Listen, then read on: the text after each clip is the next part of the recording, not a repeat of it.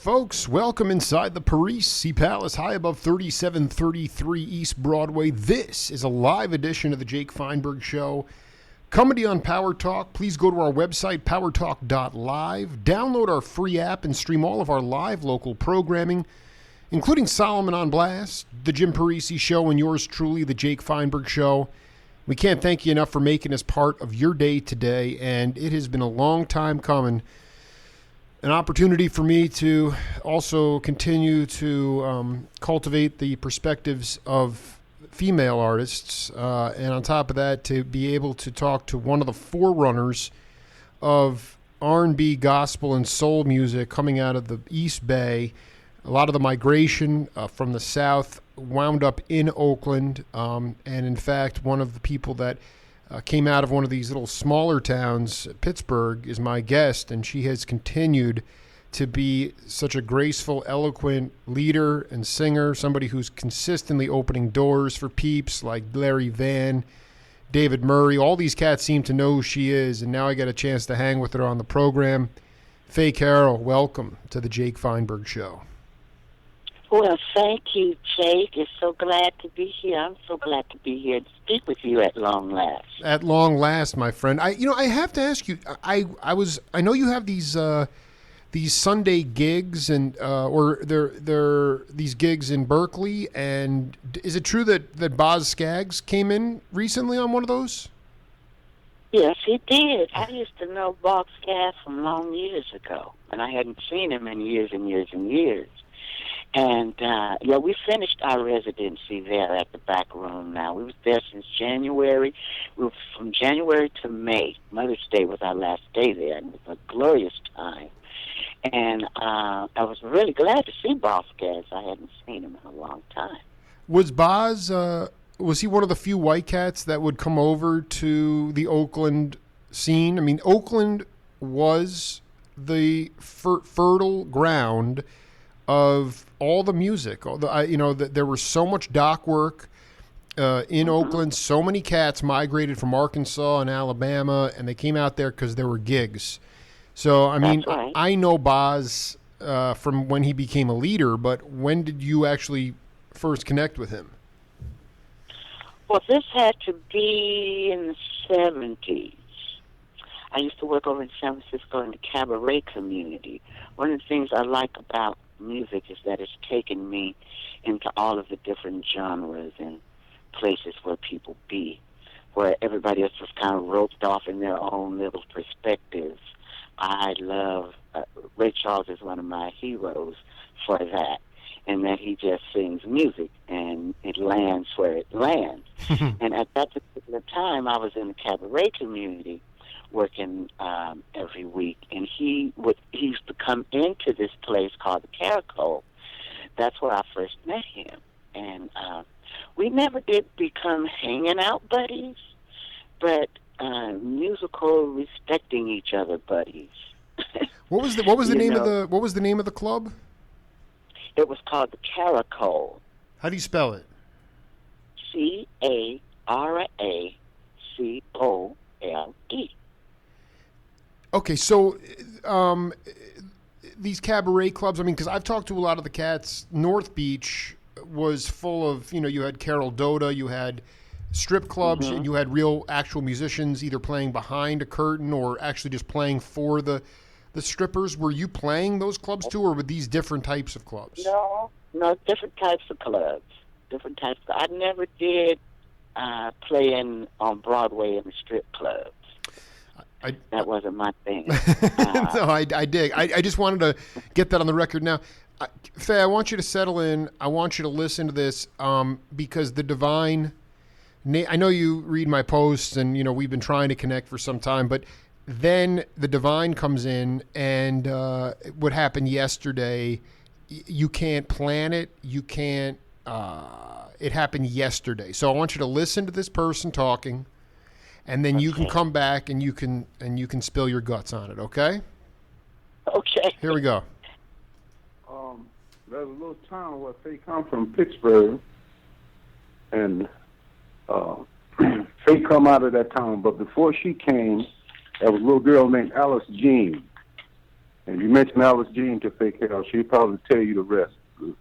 The original basketball player that went to the first black basketball player that went to the Olympics, Don Barksdale, started a radio station, KWBR. I'm KBIA. He was the first disc jockey, one of the first. And he was playing Alice Jean's records. Now, the black community heard a little black girl from Pittsburgh that could sing her ass off. And I think we were just out of high school or something. And it was doo-wop. And it was like it traveled around the neighborhood of Oakland, like, you know what I'm saying? Now, she was historical around here. Faye Carroll was the next girl. Her and Leola Giles come out of Pittsburgh. That, you know what I'm saying? Wow. I heard her at the studio right up the street where Edwin Hawkins. My dad was a minister, and Edwin Hawkins cut "Oh Happy Day." Me and Edwin Hawkins and Walter Hawkins, we was kids in the same band. The church right where they cut "Oh Happy Day" is a little studio up the street where I heard Faye's voice. And I said, "Girl, come and sing with me." You know what I'm saying? Oh, man. And the rest is the rest. All right, my friend. Who is that person? That voice is the voice of Johnny Talbot. You got it. And I said, could you spin a story for me? I talked to him on the phone yesterday. I said, could you spin a story for me about Faye Carroll, because I got her on the program tomorrow, and he told me that story yesterday. Yeah.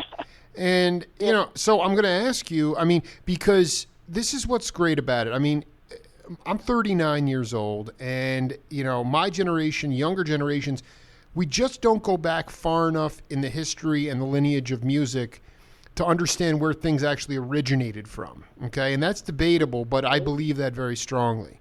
And so That's true. I started teaching young people because I want them to know that. Exactly. So now we have the situation where, and Talbot is still, you know, he's reticent to a degree to come up. You know, he wants to come on my program, but he's got to be in the right headspace, and I dig that because he's the man. But he's hipping me to Faye Carroll, and then he drops this knowledge about even a forerunner before Faye Carroll, Alice Jean. So can you talk? That's right. Let's talk a little bit about Faye Carroll, the church, and Alice Jean. If you could just riff on that any way you want. Okay, well, I can, first of all, I have to tell you that I came up from Mississippi after staying there with my grandmother. Wow. They were here already in Pittsburgh, California. So when I came, it was popping. A street called Black Diamond there in Pittsburgh. And Pittsburgh was known for great athletes and good church singers and some R&B singers. Now, I was a teenager, and Alice Jean lived down the street from me, and I knew her and her family and everybody. So when she got signed with Don Barksdale and actually had a record, and then we could hear this record coming over the radio, that was the best thing that ever happened. It's like, how is this possible? Right. Somebody lived down the street from me, and now they're coming over the radio, and now the record is becoming a hit, and, oh, it was just so thrilling. I think about it now, and it's thrilling all over again. Is it just because we are saturated with material now everywhere, and before it was records, radio, and the idea that you had some local girl singing her butt off, and is that why it still makes you smile? Is it deeper than that? Is there a spiritual thing because it makes me smile because I liked it so much. Well, you know, I've always loved music ever since I can remember, and I actually started singing. Everybody thinks if you black that you automatically started singing in the church. Well, I didn't. I started singing in school with my grandmother, who was a teacher there in Mississippi, and she taught very young children. And in Mississippi, in segregated times, they didn't care what black people was doing over there in their own communities. So there was no brouhaha about the separation of church and state. So every kind of day it was on earth, they would have some kind of skit or program for the kids. And she would always just put me in the skits with the rest of the kids. And that's how I kind of got started. And then people would give me money to sing when I would go to the beauty salon. So singing has always made me happy, and I'm also a people person, and I've always liked people. So the fact that Alice Jean, it seemed impossible for somebody that I knew at the time. I was a young person, so it seemed impossible for somebody that I knew to actually come on the radio, the same radio that Little Richard came on, same radio that Aretha Franklin came on, same radio that Mahalia Jackson came on, and Ray Charles came on, and now Alice Jean, who lives down the street, she's she's on the radio too, and it seemed impossible for us to be on the radio. And there it was, somebody that I knew that was on the radio. So that was just everything. I mean, it's just... It meant that I could do it. Talking to Faye... You know, no, I mean, this is... And that's how I got with Johnny Talbot. I won a talent show. And Johnny was the hottest band around here, had the hottest band around here. And the prize was to sing with a professional band. And so I got a chance to sing with them, and then for about 10, 12 years later, I was still singing with them. And that's how that all started. Talking to Faye Carroll here on the Jake Feinberg Show, having a ball. I want to go back. I'm very fascinated with this. Were you doing... I know Jesse Fuller used to do buck dances, and he'd have like a little drum machine, not drum machine. He'd have like a kick drum, and he's like a one-man band in Oakland. But can you talk about the field songs or just the spirituals, and even if you could sing one that you used to sing? Because I love this idea of taking it out of the church and you basically just singing for regular people and singing about your people. I mean, could you talk a little bit about those kinds of songs? You mean gospel songs? No, I'm talking about in Mississippi. You said most people assume that African Americans you learn to sing coming out of the church, and you didn't. So I'd like I want you to talk about those kinds of songs, what you were singing at that time. Well, when I was in Mississippi, my grandmother was a Methodist person, so we were just singing out of the hymnals. The regular, yes, Jesus loved me, yes, Jesus loved me, and all those kinds of songs, just regular hymns. And to me, it was boring. So as a kid, I didn't spell out boring, and I didn't tell nobody else it was boring. But after I'm grown and I can look back with my hindsight and know that you just had to sit there and be quiet and try to get the sermon, and it was no young people's programs and all of that. You were seen and not heard. But my grandmother wasn't like that. She let me have a voice. She encouraged me to sing. She told me I could be whatever I wanted to be and go places in the world. And she was like that. We would travel every summer. So the songs that I was hearing in the church wasn't like the Baptist people were singing. They were just hymnals. You can go to a hymnal right now and pick it up and pick one of them and start singing it. And that's what it was. It wasn't until I came out here and I went to my mom's church, which was a gospel church, Baptist church, and I walked in there and saw my friend, who's my friend now, who's been my friend ever since. The other person that Johnny mentioned was Leola Giles. And she was singing with her mother. She was in college at the time. I was still in high school, I think it was. No, I was still in junior high.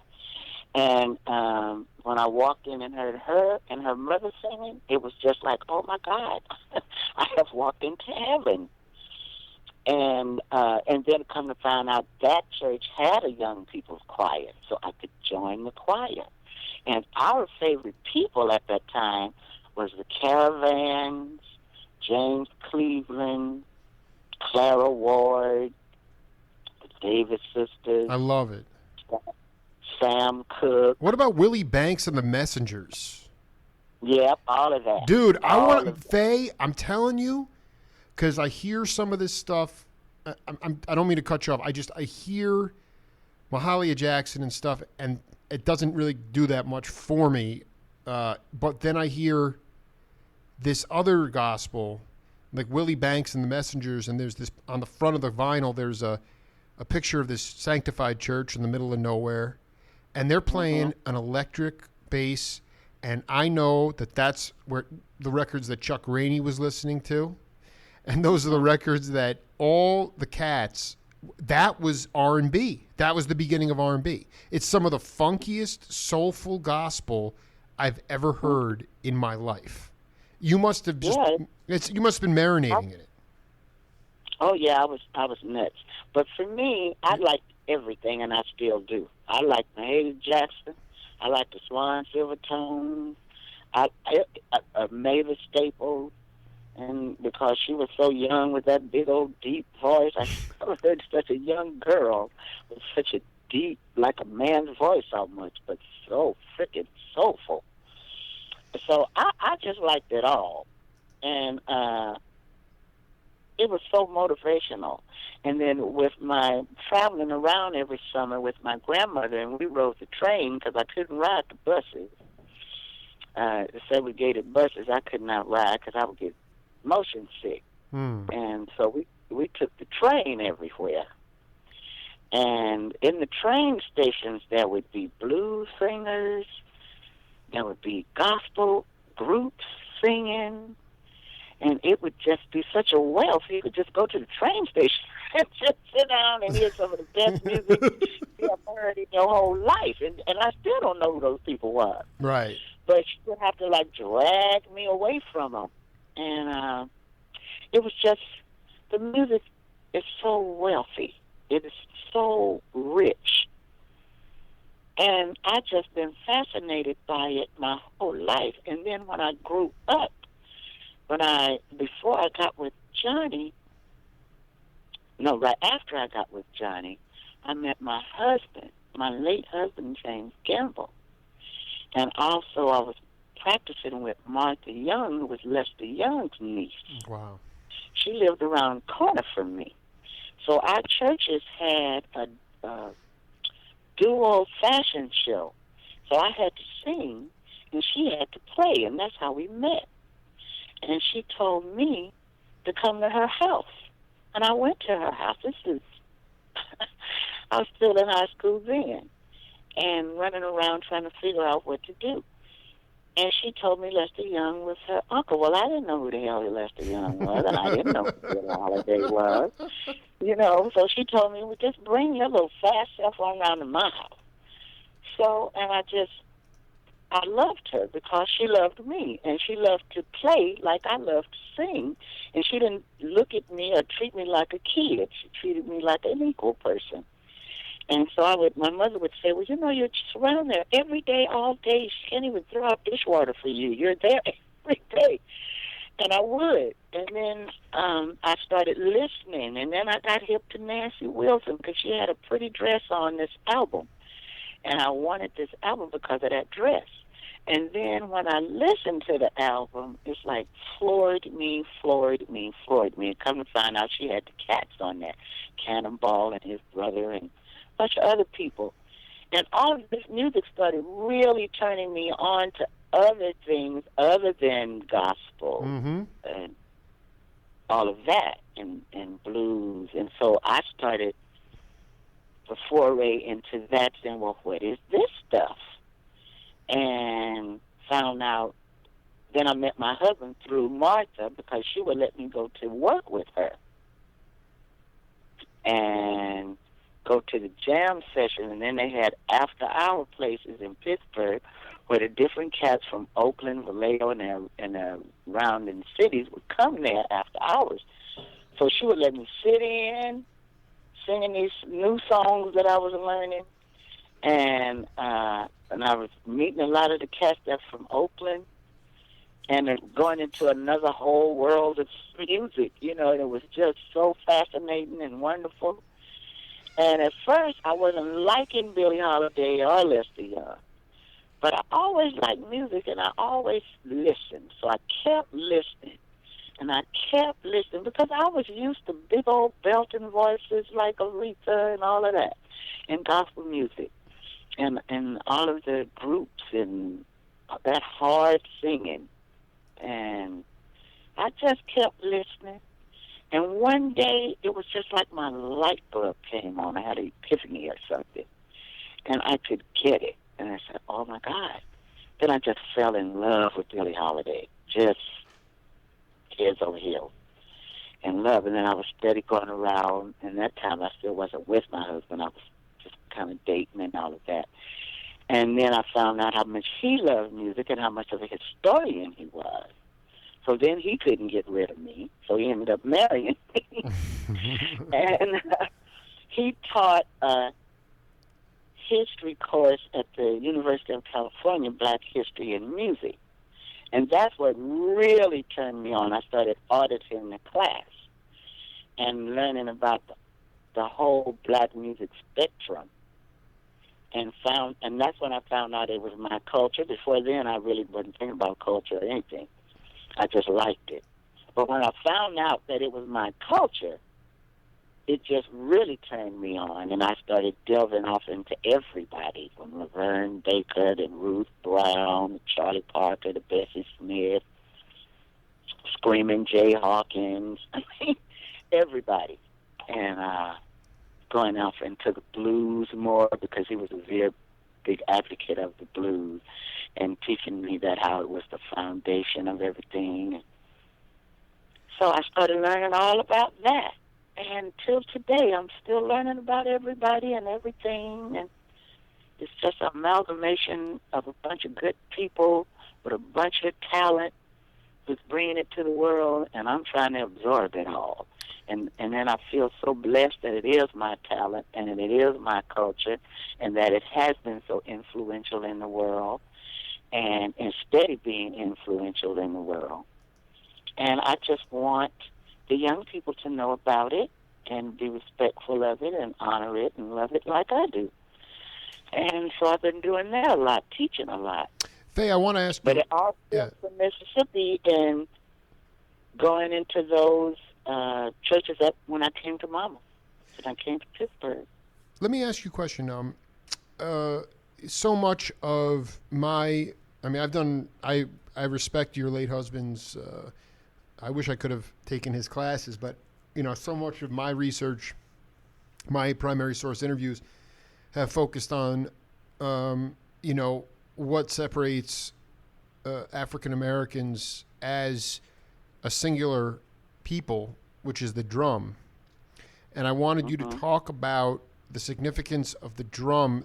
Essentially, the first time that you walked into one of maybe the church in Pittsburgh, it was it a modified trap set? I mean, when I talked to Clyde Stubblefield and Jabo Starks, James Brown's drummers, they were in rest in peace, Clyde Stubblefield. They were talking about modified trap sets, tambourines, sticks, clapping, but ultimately it was those rhythms that and the first trap set was made in Congo Square. But I wanted you to talk about the first time that you really were involved, that where you played with a trap set, and ultimately how the rhythms of the drum allow you guys to stand out culturally as African Americans.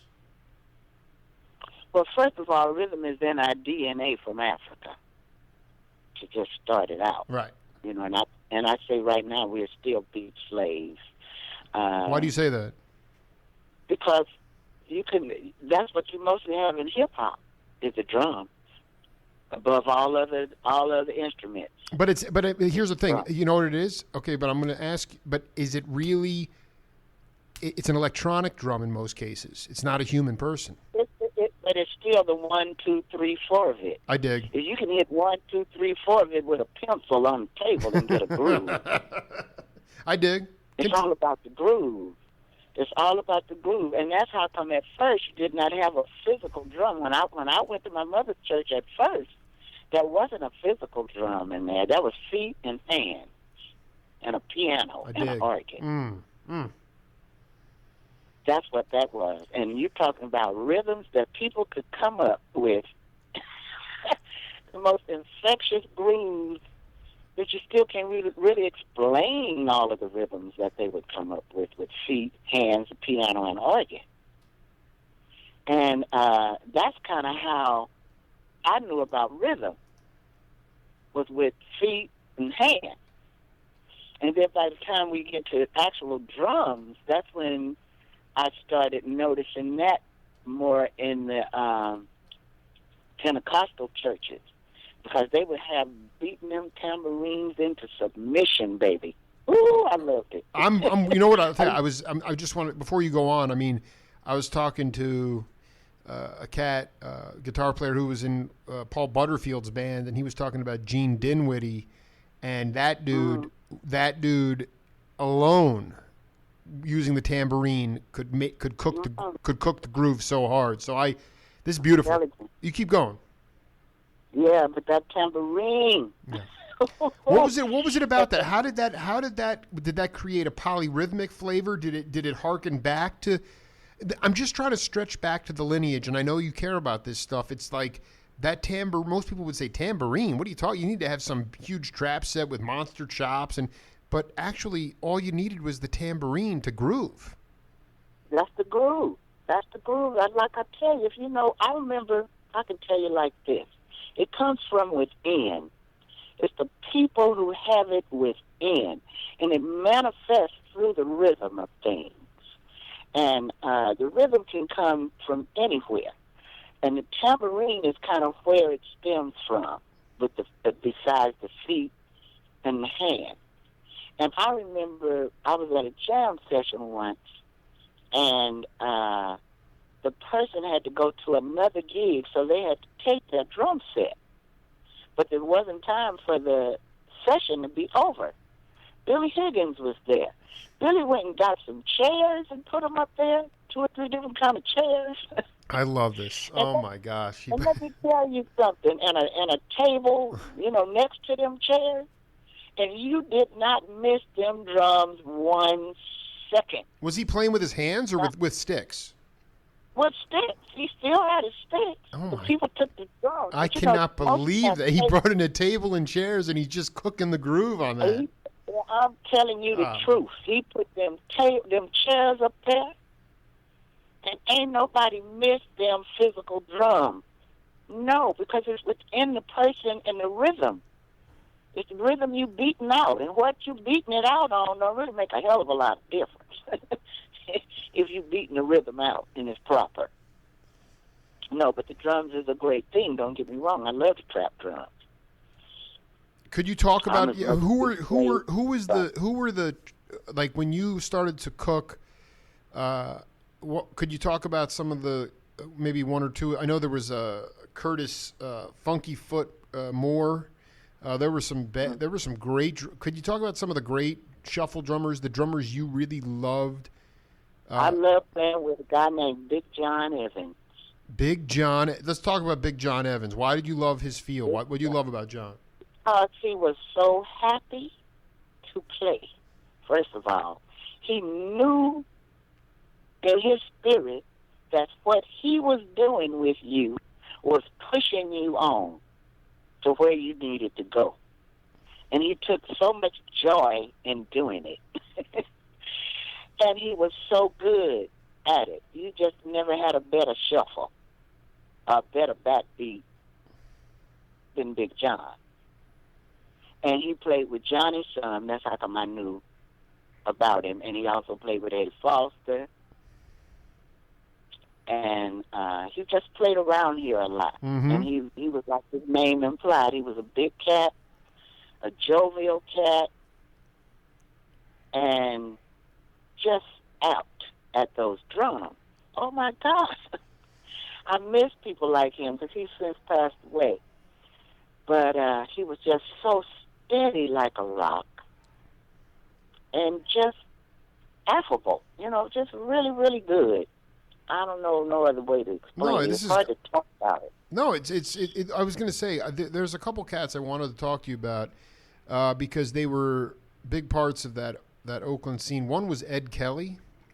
Did you know Ed? Oh, yes. Okay, so Ed was did you play with some organ trios? I mean, I just would love you to talk about, because Ed, I mean, Paul Jackson, the great bass player, said that, Ed Kelly taught him all his bass lines he learned from Ed Kelly and Jack McDuff and those cats. I mean, they were I mean, you talk about Ed Kelly. I mean, you got a chance to play with him, and also the Montgomery brothers lived there for a while. Yeah, I didn't get a chance to play with the Montgomery brothers, but I did get a lot of chances to play with Ed. Can you talk about that? Met Ed. Ed was one of the people that I met when I mentioned that cats used to come to Pittsburgh sometimes. Mm-hmm. And Ed was one of the cats that used to come down to Pittsburgh to the jam session and to the clubs to work. And that's when I met him, and the sweetest person, God, Jesus, he was just such a sweet man. And just soulful in his playing and soulful in his personage. And everybody loved Ed. Everybody loved Ed because he could play that organ, Lord Jesus, and he could play the piano, too, equally as well. Both instruments he was just fluid on. And I knew his wife, his family, and his son is still going strong now with the Oakland Interfaith Gospel Choir. Terrence Kelly is still going at it. And his mother's name was Faye. And she was a singer and leader of the choir, gospel choir. Right. But Ed, that's what I can tell you, that all the musicians like Ed, all the singers like Ed. It's very seldom that you get so many just a general consistency on one person like you could get on Ed Kelly. Ed could play, he could play, he could play. But the other thing I really loved about Ed is that he reached out to people who was trying to play. Right. And who was coming up and playing. Because a lot of cats get kind of caught up in their own celebrity and whatever, and they don't have a lot of time for the up-and-coming people. But Ed wasn't like that. He was just sweetheart, because that's the way he was to me when I was first started to play. He was already Ed Kelly when I was starting to play. And he would take up time with you and talk to you, answer questions. If you knew the answer, if you didn't, he'd send you someplace to try to find out. And just was a gentle, kind person with a great big talent. And a talent that he didn't mind sharing. That's what I remember about Ed. Do you think that there is the one of the reasons that I don't want to say mentoring is. I mean, people like you are still doing it. It's just you talk about him wanting to share knowledge and pass it on to the next generation, and okay, like, but before you were playing 6 nights a week, 3-4 sets a night. You could sing for your supper. Cost of living wasn't crushing. You had plenty of live venues. You could, like you said, you heard Alice Jean on the radio, and eventually you heard Faye Carroll on these radio stations. So there was so much opportunity that it was easy to share. And now it's like there are like little crumbs, or hey, you can pay to play tonight, or you can play for the door. I mean, do you feel like that sharing mentality, how strong is it now? Because the resources are so much less, even though there's so much more wealth, there's so much more greed. And I wonder about how you feel about this component of sharing. People are more protective of their things now because it's survival now. Well, I think it was always survival. Because black people ain't never had it easy on no level for you're right. nothing. Yep. So we have always had to survive. And one of the ways in which we survived was to share. And now, to me, it's harder to share because we are less together. Because the communities are deconstructed. It's harder to see people. There's less clubs. You know, when I was coming along, you could actually see the bus drive up to the club. You could see B.B. King's name on the bus. You could see the cats coming out. You could hear them practicing. You could catch them coming out the door. But now you can't do that because there's so much less. And usually the bigger people have to be in the bigger venues. And the bigger venues, you don't know where the stage door is. If it is a stage door, somebody there to keep you out. That's right. The accessibility, that accessibility the accessibility is not that a cat might not mind sharing with you, but you can't get to him. That's your 100. You are. That's the pro. You've been walled off by handlers. Now you refuse that, but I mean, what's your? Yeah, I mean, how do you? How do? I don't know. Art Blakey used to say, "My job is to wash away the dust for those patrons that come in to see my show. My job is to wash away the dust of everyday life for these people and take their minds off this stuff." And now it's like, if you wanted to see, and I don't mean to just throw names out there, Chick Corea, Herbie Hancock, Jack DeJohnette, any of these, it's not about washing away the dust. It's, oh, by the way, on top of the fact that you know you're struggling at work, you're gonna have to pay for a babysitter, you're gonna pay $65 to $75 for a ticket. And at that point, it's like, what spiritual... That music is... There's only two letters that separate music and magic. And I'm not trying to turn the clock back. I'm saying the greed factor now, I realize that... And believe me, I mean, I was born in 1978, so I'm just a baby. But the greed factor's out of control now. And part of that has to do with these handlers you're talking about. These people are specifically hired to keep you away from people that have a chance to enlighten. And I'm not asking for, I'm not really even asking a question. I'm just saying that to me, it's very disturbing for my younger, for me to be able to, for my younger daughters and future generations to not see these people as superstars or superhuman, because they're just regular people that have these gifts to create spiritual music. And I just want to know how strong you think that remains today, and what needs to be done to continue the lineage, Faye. What happened to me? One of the worst things that ever happened to the music is it got taken out of its source. Its source is the black community. It's not in the black community at all anymore. Nope. Here, I don't know about across the United States, but here, it's not. So it's away from its source. And it's now in the hands of record companies and the internet and the da-da-da-da-da-da-da-da.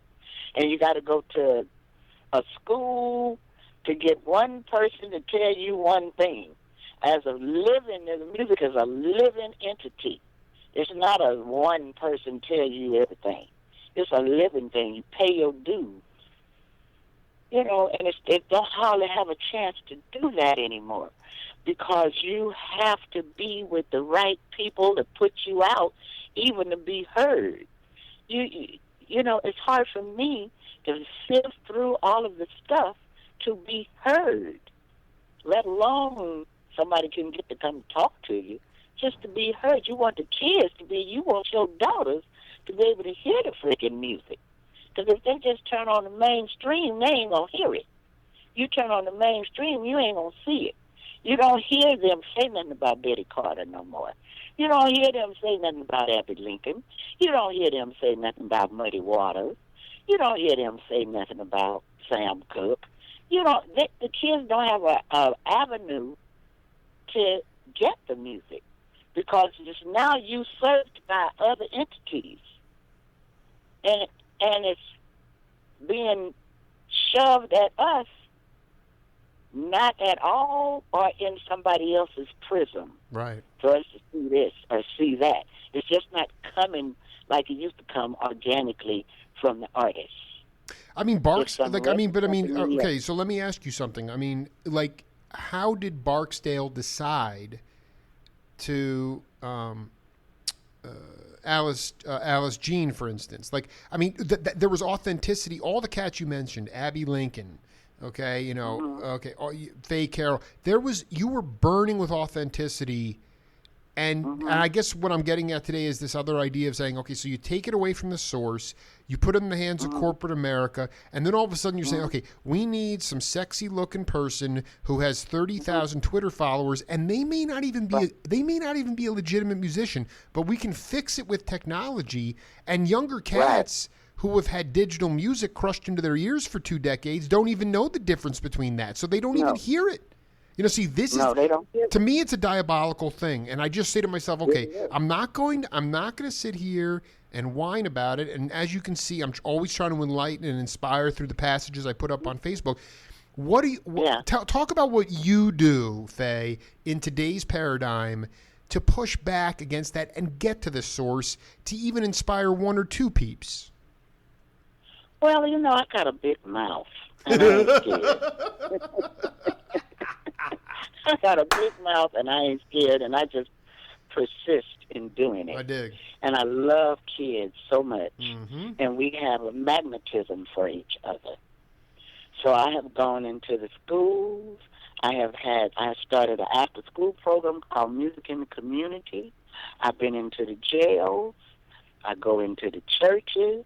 I just, go down on the ground where the people are. And then I raise a whole lot of hell and say, come over here. Can you give an example of that hell? What do you mean? What do you mean? What do you say to them? Well, it's like my students. If I have a young student, then I want them to know that their grandparents had a life. They're just not old people somewhere. That's right. Like I've heard radio stations that are for kids talk about old people's music, grown people's music, setting people apart from one another, having a polarized state of mind for music. So when I have my kids to come, I tell them, go take your little ass and go talk to your grandmother, or go talk to your grandfather, or your great-great-grandmother, great-great-grandfather. Ask them, did they dance? What music did they go out and listen to? How was it for them? Go give me a report on that. Some people don't even know. Oh, yeah, they did dance. Oh, they liked blah, blah, blah, blah, blah, And then I want them to go and listen to that person. Come back and tell me what you like about that person or don't like about that person. Go listen. Listen. You owe yourself a listen. You can't tell me you don't like something you ain't heard. Listen. And then I'll make them sit down and listen. I'll bring some stuff in. Say, we have a music appreciation day. That's all we going to do. And that's all we do. And I go get some pizza, and we sit down, and we listen, and we laugh, and we talk about it. And I want to know how they honestly are. I don't want you to put on no face for me. I want you to be your real self, like I am. I'm a real person. Oh, I dig. So I dig. I mean, I do want to talk to you about this amalgamation that occurred in the late '60s. Again, you Faye Carroll, who we're talking worldwide here on Power Talk Live, having a ball. Education and the family component was key in the black community. I mean, did you play? I mean, these Black Panther rallies in the late '60s with Eldridge Cleaver, people like that. Were you involved?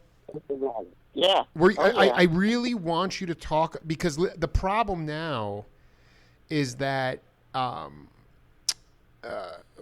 for a variety of reasons, it's just broken homes, fathers in jail, minimum, as far we got these we're living in a punitive time. Merle Haggard was in jail 12 times. He was still making hit records. He got it was like a cat has 9 lives. And right. before it was, okay, you screwed up.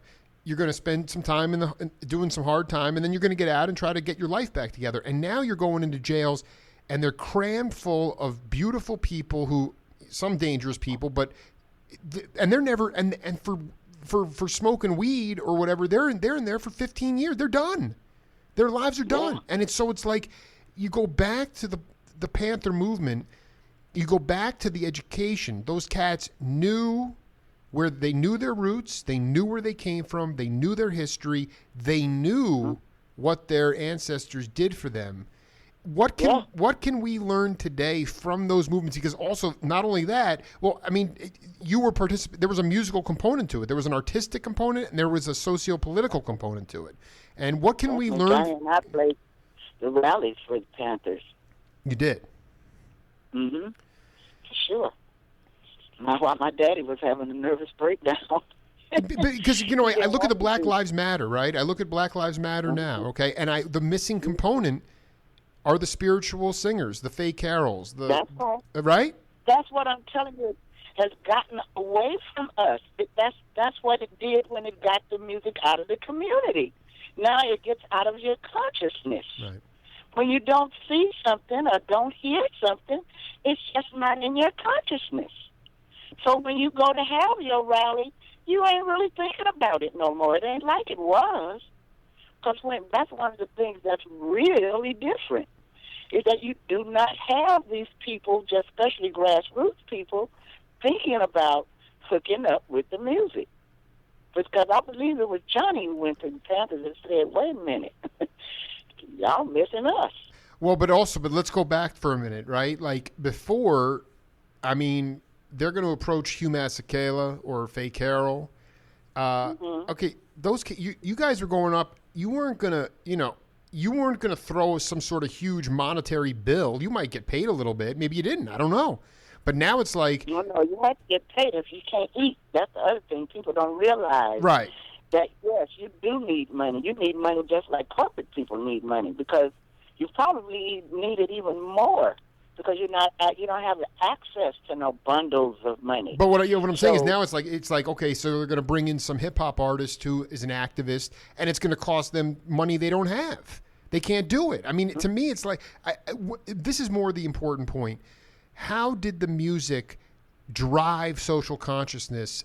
Because the speeches themselves, people, whatever. John Coltrane's music was.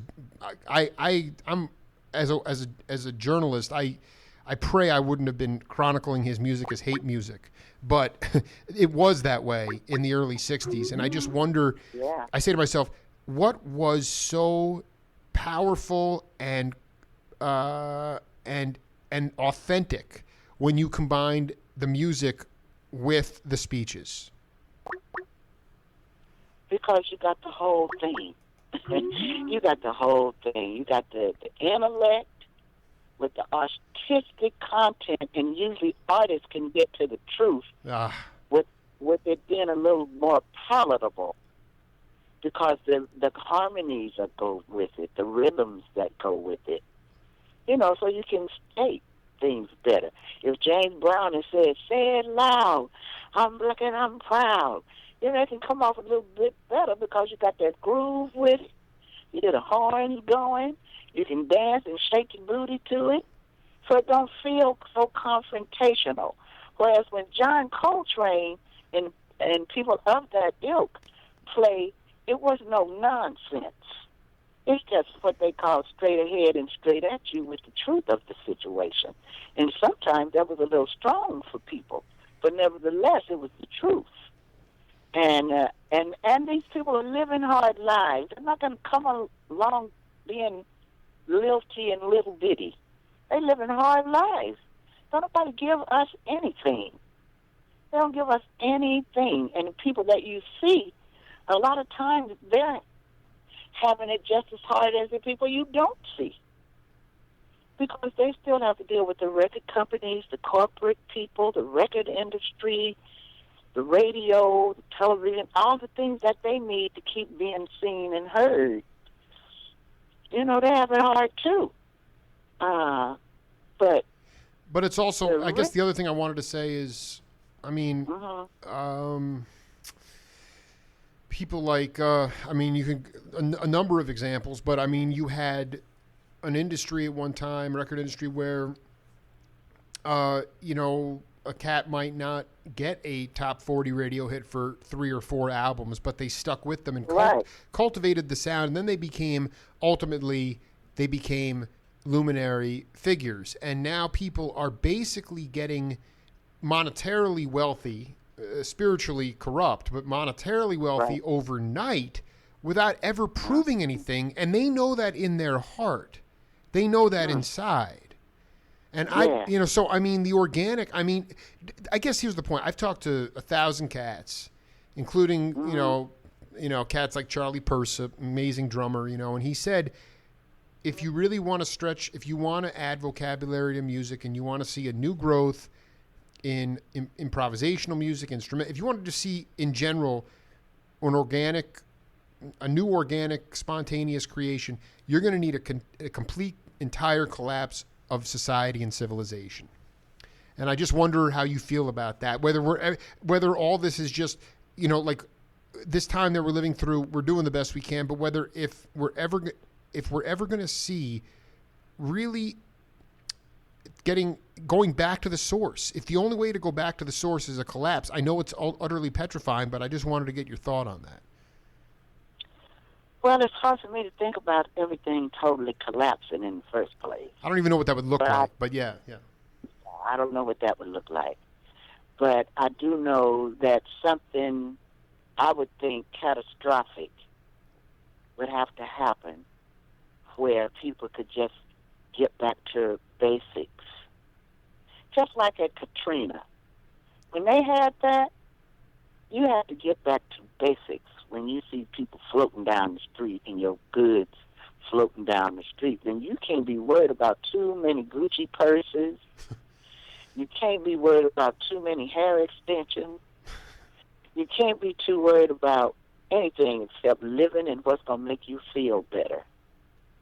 And that's why I think a lot of that community came back as good as it did, because the music was there. A lot of the musicians didn't leave. You're darn right about that. That's one of the last regional bastions of music in the country. Yeah. Yes. That the musicians didn't leave so that spirituality could stay there, even though the flood was there. The music and the Congo Square that music brings out, it was still there. And so it's spiritually food for people. Whereas I think a lot of the reasons that we're having so much trouble, and one of the reasons I started my after-school program that I had, was because when I went to the prisons, I could see all of these young black people in there, and I'm thinking, Lordy have mercy, this is somebody's brother, somebody's son, somebody's nephew, somebody's niece, somebody's daughter, somebody's mother. And all of these people can't be bad. It's just a spiritual disconnect that happened somewhere along the way. So I feel like music is one of the most unifying spiritual things that it is. And I feel like people have gotten away from that thing, that spiritual thing that music brings. And they just want to do the pop and party part. Well, I love the pop and party as much as anybody. But I also notice that spiritual thing, that's what anchors you to real life and real feelings for people and yourself and the planet and all of that. And I watched music transform some young people. I have watched it with my own two eyes. Because when I had my program, the criteria was you have to come. That's it. You have to come and be open to something that you've not done before. If we do that, then I already know, like Abraham Lincoln said, the magic is in the music, and it'll do what it needs to do. Well, we're going to... If it can be heard and felt. Well, felt is, I mean, that's the other part of it is music is no longer on the streets. Jesse Fuller was on the streets. Right. Okay. Music culture has been pushed into, Harlem, gentrification, and now you have these, assembly line. And I mean, listen, it provides livelihoods for incredible musicians, but I just don't think the vocabulary of music can grow within academia. And so now you're having people go to schools and they're learning how to play a bossa rhythm and they're learning how to play a rumba and they're learning how to play straight ahead jazz. But they're just learning the technique. They're not learning the feel. No, it's a semblance of the music. That's all it is. Right. Because I can tell you what a whole note is. You can go to school and learn what a whole note is. But you need to come down to, hypothetically speaking, many loos He needs to come down to Minnie Lou's and eat a wrap and, you know, talk to some guy that don't have all his teeth fixed. You know, and listen to some dude who done been up in his attic playing and trying to figure stuff out and come up with their own feeling about the music and things and their own uniqueness. But to sit up in a row, manufacturing people out talking about this is some jazz, no, it's not. I'm gonna tell you that right now, so you can send them to me and ask me. Well, no, I mean, what you know what it is? It would actually be somewhat relevant if there were, you know, if we had this, if we treated. I mean, Dizzy Gillespie was maybe. I mean, him and Miles never became millionaires. They probably should have been, but they were. They made decent livings, but they were revered the same way a doctor or lawyer was at that time. right, Now, right, so now you look at it and you say music is no longer really considered a profession. It's an art. Mm-hmm. Art cannot be quantified. We live in this data mining world. There's all this data crunching. You can't you cannot quantify music, but if it is seen as an art and you're going to these cats think that they're going to go to school and then they walk out, it's a supply and demand issue. There's no places for them to play. So in theory, Right. they could learn all the technique, but if they could go to the clubs and learn from the Calvin Keyses and the John Turks and the Faye Carrolls and the Larry Vans and all these cats, that would be different. But it's not. Right. It's not. And so you have a supply and demand thing. I just want we've been on fire here, but can you talk about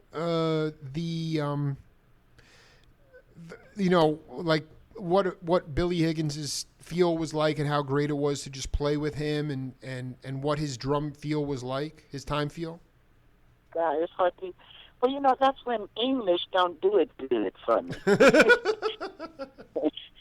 there's a lot of things you can just say the words and the words come out and you kind of understand what I mean, but you ain't really getting the real feeling of what I'm trying to say. Well, I know, but I mean, like Lou to Tabakin, he talked about it, like playing with Billy was like playing with water. You know, he was able to analogize it, and if you can't put it in words, that's fine. I'm just saying, there's something about. And he's so big with his feeling and so open to you, and it was like breathing. If you're breathing and somebody else is breathing with you, you didn't have to think.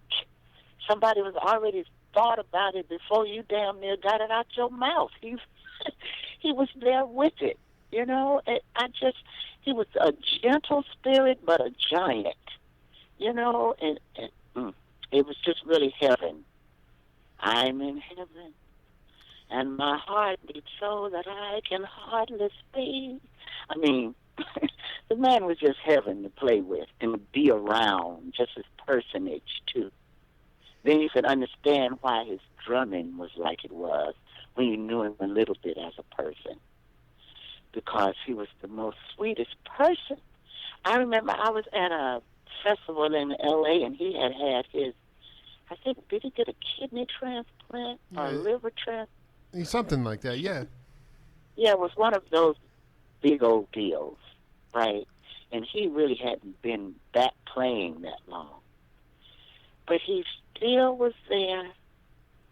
And when he got on that drum, or those drums, there was nothing about no sickness. Nothing about no trials or tribulations. Nothing but beauty. If you could just paint beauty, that's what you would say. This big old smile that translated through those sticks, and his heart translated through those sticks, and he had it for everybody. He was like Ed Kelly in that way. He never was too big to give you a smile, a conversation, a hello, a hug, and talk about the music in glowing terms. I'm telling you, the man was a jewel. And his playing, he played with so many people in so many different avenues, under so many different banners.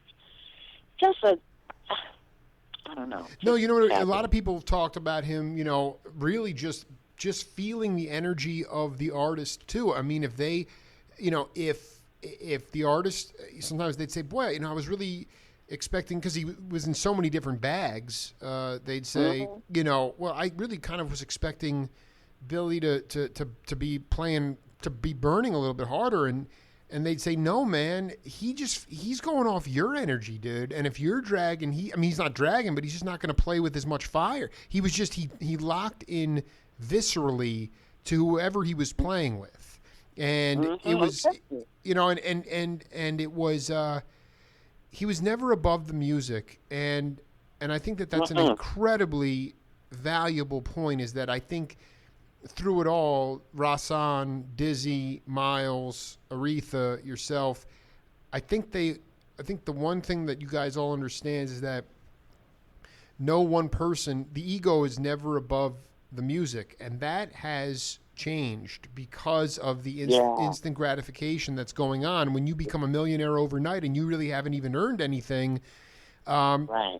I mean, it's not that's not healthy for any kind of artistic form. And so, I mean, tell me a little bit, Faye, about, are you going to be participating? I know that Johnny said that there's all these events going on for this. There's not a huge Summer of Love 50th anniversary festival, but are you doing stuff this summer to honor this 50-year anniversary of the Summer of Love? Well, I'm trying to get in touch with some people about that now, because we were such a part of that time. They should have been and called me already. To tell you the truth. Yeah, they should have. I can't believe they didn't call me, dude. Yeah. The track you sent me, "Good Man," 67. That was Summer of Love. Yeah, I'm telling you, we were right all in the smack dab in the middle of it, and we were working for Bill Graham, who was putting on all those concerts. That's where I met Otis Redding, because we opened the show for him. James Brown, we worked at the Fillmore, worked at Winterland. We was over there in the Haight.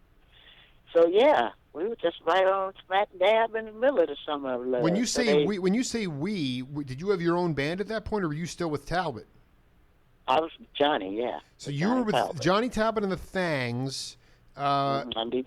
And that was, and because I've been trying to get, Johnny wants to, I need to talk to him about Charles Sullivan, but I mean, the idea is that the entire Fillmore district was all black clubs, and it was a burning Chitlin circuit, and you had James Brown and the Flames, and everybody was on fire, and it was this enclave of African American economy.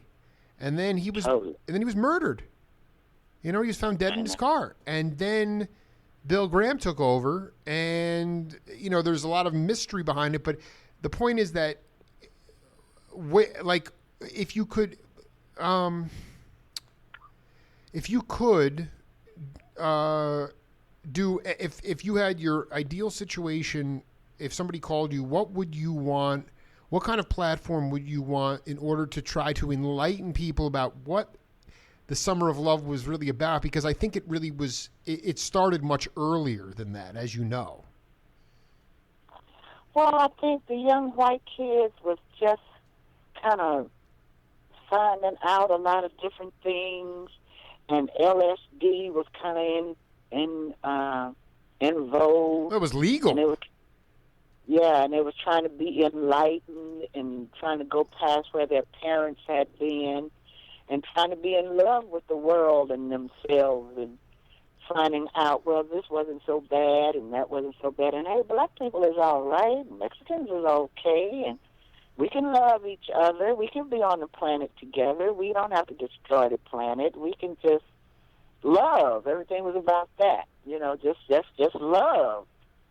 And for a while, it was kind of like that, it was just loving, and the communities around, and you didn't have to know anybody to feel something warm towards them, whereas now it's the complete opposite. Our president has set up the complete opposite climate, whereas then the climate itself, from the so-called hippies, it sent the climate out into the other parts to be more loving towards each other, and everything is going to be all right. You have the feeling of that, and that we can pass up slavery and racism and all of that.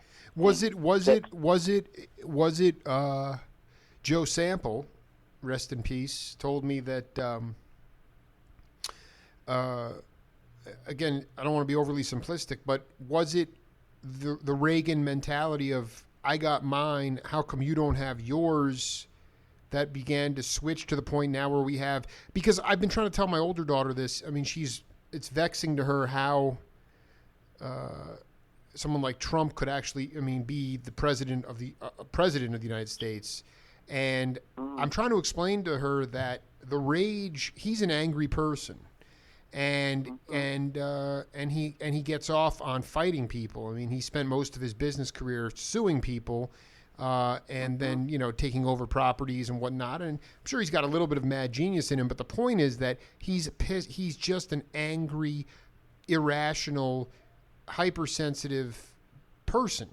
And there's a lot of people out there that feel that way in their own lives. And so when they see him, as angry as he is, he's tapping into this visceral thing, this anger. Okay? And I say to myself, so you're talking about this period of, I mean, again, the Summer of Love also, let's be clear, Faye Carroll still lives in the East Bay, but that was really what I've come to know, what I've come to realize is that everybody and their mother moved across the country to San Francisco and Oakland at that time, and then everybody that was living there was like, I'm out of here. But the point is that, how did we get from this point of, that anger is irrational anger. And it's more about saying, I feel hopeless. And you know what? I have no ability to look towards the light. So I'd rather take everybody off the cliff with me, no matter where they stand spiritually. That's what I find most disturbing about it. And if you give me a silver lining, Faye. I mean, as we wrap up here, I mean, tell me about an inspirational moment that you had this year that still keeps you floating in the ethos. Well, to be perfectly honest, there ain't been a whole lot of silver lining this year. I appreciate it. Because I'm living under the same cloud as everybody else. And my hope is with the kids that I have come in contact with on a one-to-one level. Well, I'm not talking about 100 million people. I'm talking about one person, one at a time, right? And making a difference in that person's life where they started out angry, but by the time I get through introducing this music to them and loving on them and kissing on them so much, they ain't angry no more. One girl who never heard of Sarah Vaughan, they ended up having her on her answering machine. So for me, that's a great big old deal because she never heard of it, didn't want to hear about it, didn't know nothing but, what shoved at her all day long, every day. And I don't blame the kids. That's another thing. I don't blame them because they inherited everything they have. So if we don't teach them and get to them, then it's our fault. It ain't their fault. So when I see real progress of somebody who was angry and who, over a course of time and effort, that person is not angry this morning as I speak with you. And if I called this young woman, I would hear Sarah Vaughan first, who before she didn't even hear of it. The other thing that's really great for me is that when people say, well, I heard that you was over here and I came to see you 20 years ago and I met my husband there and we're still together. And it's now Valentine's Day and I'm finding you because I want to see you again. Or somebody who never had a good relationship with their parent and then come to find out, oh, I like this, I can like this, and my mother and father likes it too. We can actually come together here. And I've had people come in that way who didn't get along but found out, hey, I like Sunny Side of the Street, they like Sunny Side of the Street. I didn't even know it was an old song.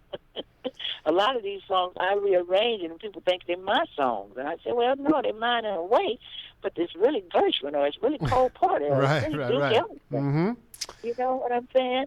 But to their young ears, they ain't never heard them. So now they know them. And they'll come back to me. One of the greatest things is I tell them to just keep your ears open. You're gonna hear this stuff because it ain't going nowhere. Well, and I think And then I think they'll that's come I think that's part of it. People sometimes talk, and I put up a lot of posts about LSD, and I'm not advocating for full-fledged everybody tripping out on acid, but I think that the microdosing component of this collective movement that occurred in the 60s help people become introspective, open their minds, open their ears, and tolerant and be tolerant. And so if so what I'm hearing from you is it's not about numbers, it's about human connection with even just one-on-one, and it's about recognizing I dig, Faye. And someone better be calling you for the Summer of Love. That would maybe Johnny. Yeah, they should. They really should. They should have been them called Johnny, and they should have been them called me too. But that's the way. That's another part of our lives that's different. Well, no, FYI, call Johnny because he's doing something to the African American Diaspora Museum with Linda Tillery. You should be on that. Oh, I am on that. So you are doing something. Yeah, is that in the Summer of Love? I didn't think that was the Summer No, that's of like Love. September or something. Yeah. August. Listen, listen. We've been cooking for an hour and 11 minutes. I had a ball with you. I hope you had a good time. This was a lot of fun for me. Oh, yeah, I had a good time. You have to call me again, and we'll talk again. We'll do it again. Much love to you, Faye. I look forward to meeting you in person one day. Keep it going. Love the family, and I appreciate the work that you're doing. You just keep it up. You got it. You got it, girl. Keep going, too. Thank you so All right, much. each one tells some. You know that you're loved and appreciated, my brother. Thank you. Bless you, my friend. Have a beautiful day. All right. Later on. Bye-bye. Just another day here on the Jake Feinberg Show. David Murray, a little bit discombobulated, but we did get some vital information out of him concerning his relation to the Grateful Dead. And who knew? Bob Weir, Satchel Paige. Unbelievable stuff. And then the Queen of the East Bay, Faye Carroll, still doing it on her own terms, in her own way. And we're all thankful for that. I'll be back this week with more interviews. Until then, we're going to fade out here with Faye Carroll's 1967 hit, A Good Man. We'll see you all later.